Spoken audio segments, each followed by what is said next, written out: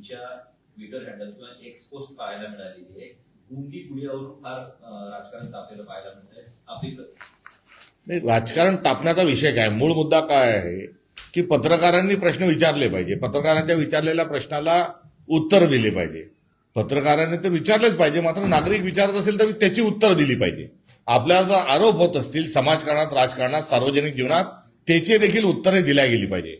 मात्र आपण बघितलं की ज्या पत्रकार परिषदेच्या अनुषंगानं काँग्रेस पक्षानं जी ट्विट आम्ही जे केलं त्यामध्ये पत्रकार प्रश्न विचारतात आहे आणि एक ज्यांच्यावर गुंडागर्दीचे अनेक आरोप आहे, एक लोकप्रतिनिधीच्या ऐवजी गुंड म्हणून त्यांचं व्यक्तिमत्व महाराष्ट्रा पुढे आलेलं आहे, अशा प्रवृत्तीची एक ओळख असणारा, एक परसेप्शन असणारा, एक कीर्ती त्यांची असणारा, अपकीर्ती असणारा जो व्यक्ती आहे तो पत्रकारांना एकेरीमध्ये चुप्प बसवत आहे. आणि अशा वेळेस ज्या उपमुख्यमंत्री आहे ह्या एक शब्द देखील बोलत नाहीत. त्यामुळे यामध्ये मूळ मुद्दा जो आहे हा त्यांच्या वर्तनाचा आहे.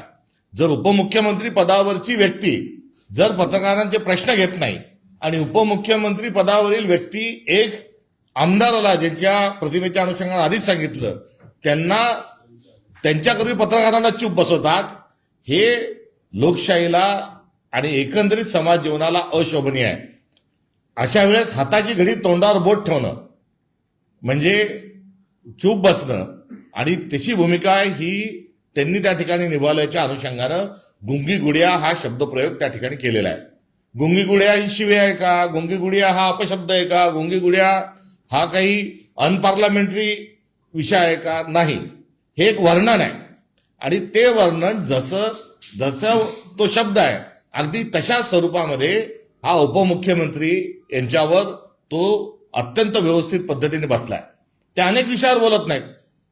अजितदादा पवार यांचा झालेला अपघात, त्या अपघाताची चौकशी का होत नाही त्यावर त्या बोलत नाहीत. या अपघातामध्ये गुन्हा अद्यापर्यंत का दाखल झाला नाही त्यावर त्या बोलत नाहीत. यासोबतच अर्थखातं त्यांना अद्यापर्यंत मिळालं नाही त्यावर त्या कुठेतरी बोलत नाहीत. आणि भारतीय जनता पक्ष त्यांच्या अधिकाराचं फार मोठ्या प्रमाणावर त्यांच्या पक्षाचं आणि त्यांच्या पक्षातल्या लोकांचा अधिकारावर गदा आणत आहे तेव्हाही त्या काही त्याच्यावर बोलत नाही. आणि असं एकंदरीत त्यांचं जे बोलणं त्यांनी जे थांबवलेलं आहे, त्यांनी जे मुकेपण आणलेलं आहे, हे मुकेपण सार्वजनिक जीवनात आणि उपमुख्यमंत्री पदाच्या एका खुर्चीवरच्या व्यक्तीला हे अशोभनीय आहे. कुठे अजितदादांसारखा खमक्या नेता, त्यांच्यासोबत काँग्रेसची मतभिन्नता होती, मतभेद होती, वैचारिक स्वरूपाच्या काही आमचा त्यांचा संघर्षही कुठे होता, मात्र त्यांच्या नेतृत्वाच्या अनुषंगानं कुठली शंका उपस्थित राहू शकत नाही.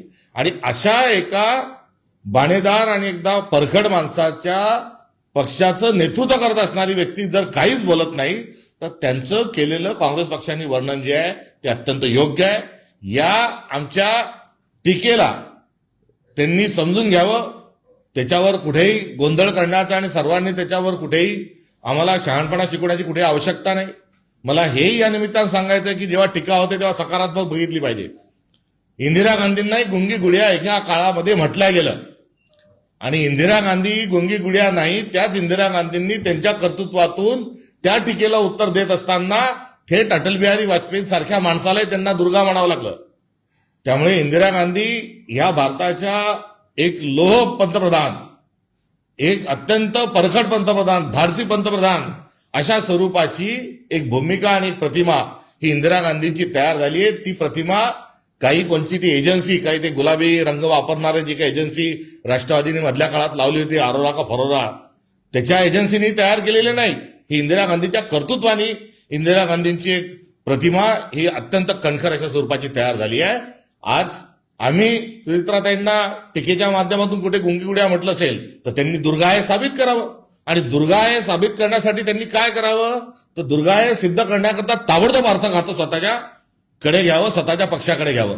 त्यांनी ताबडतोब अपघाताचा जो शोध आहे तो लावल्याशिवाय मी स्वस्थ बसणार नाही हे त्यांनी सांगावं. त्यांनी ताबडतोब अजितदादांनी लाडक्या बहिणीचे जे 1,500 अनुदान वाढून 2,100 ते 2,500 करणार होतं सांगितलं ते करावं. त्यांनी शेतकऱ्यांची कर्जमाफी जी आहे ती कर्जमाफीचा निर्णय हे ताबडतोबीने त्यांनी घ्यावा. त्यांनी स्मार्ट मीटर जे आहे त्या स्मार्ट मीटरचा निर्णय रद्द करावा, त्याची त्यांनी होळी करावी. आणि जर त्यांनी हे केलं तर आमचे आरोप जे आहेत ते आरोप चुकीचे ठरतील आणि त्यांना दुर्गा हा महाराष्ट्र म्हटल्याशिवाय राहणार नाही. मात्र आता स्थिती अशी आहे की त्या गुंगी गुड्या तर आहेतच आहेत. आणि हे जे भारतीय जनता पक्ष तो पक्ष रोज त्यांच्या पक्षाला, त्यांच्या आमदारांना, त्यांच्या खात्यातल्या मंत्र्यांना जे हाल लावले आहेत, त्यांचं कोणतंही फाईल क्लिअर होत नाही, त्यांच्या विभागाकडे विशेष मुख्यमंत्री लक्ष देत नाही.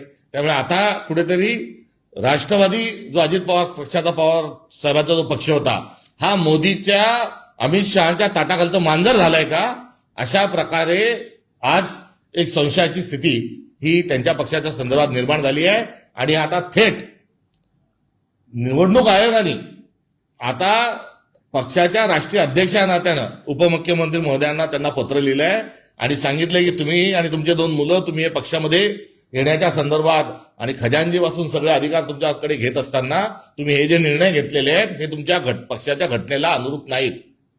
आणि या प्रश्नाचं देखील उत्तर अद्यापपर्यंत त्यांनी दिलेलं नाही. त्यामुळे राजकीय पातळीवर कुठेतरी, माफ करा, नैतिक पातळीवर आणि निवडणूक आयोगाने विचारलेल्या प्रश्नावर जर त्या काहीच बोलत नाही तर गुंडी गुड्या हा त्यांच्यावर केलेला आमच्या पक्षाने जो आरोप आहे तो योग्य आहे. राष्ट्रवादी काँग्रेस विरोधात निदर्शने करत आहे अजिबात. त्यांच्या निदर्शनांनी ज्या सुनेत्रा वहिनी ज्या आहेत या कणखर नेतृत्व म्हणून समोर येणार नाही. त्यांनी आमच्या कार्यालयापुढे निदर्शनं करण्याच्या ऐवजी त्यांनी बाणेदार आणि एक गाव 2 तुकडे अजितदादांच्या जी शैली होती त्यामध्ये त्यांनी निर्णय घ्यावे.